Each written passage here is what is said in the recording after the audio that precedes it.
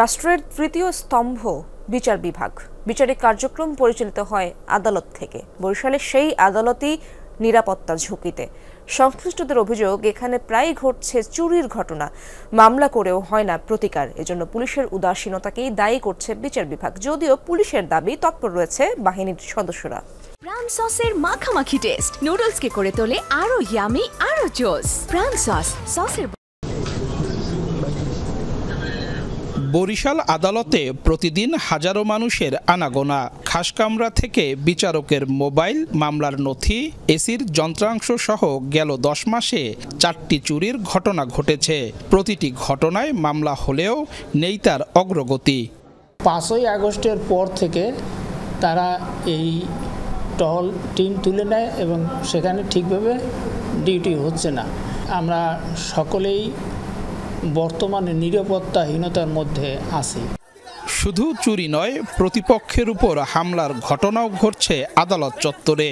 রাজনৈতিক দলের কর্মীরা আদালত এলাকায় হট্টগোল করছে। ফলে নিরাপত্তাহীনতায় বিচারক, বিচার প্রার্থী, আইনজীবী সহ সংশ্লিষ্টরা। আমরা পুলিশ প্রশাসনকে অনুরোধ করব তাদের দায়িত্ব কর্তব্যে সক্রিয় হওয়ার জন্য এবং আরও কঠোর ভূমিকা পালন করার জন্য। দিনভর মানুষের কোলাহলে মুখরিত আদালত এলাকায় রাতের আধারে নেমে আসে শুনশান নীরবতা, বাড়ে নিরাপত্তা ঝুঁকি। এই পাশের দেয়ালটা 5 ফিট উঁচা, তো ওই দেয়ালটা যদি আরেকটু উঁচু করা হইতো, দেন এটার উপরে তার কাটা দেওয়া হইতো, তাহলে আমাদের জন্য নিরাপত্তাটা ভালো হতো। আমাদের সাথে যদি পুলিশও থাকে তাহলে আমাদের আরও নিরাপত্তা দিতে আমাদের সুবিধা হবে।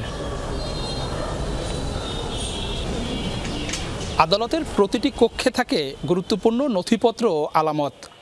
এই দেয়াল টপকে যে কোনো সময় যে কেউ ঢুকতে পারে আদালত চত্বরে। চুরি, ডাকাতি, এমনকি নাশকতার মতো ঘটনা ঘটাতে পারে। 2015 সালে আদালতের একটি ভবনে আগুন দেয় দুর্বৃত্তরা। তখন পুড়ে নষ্ট হয় বহু নথিপত্র।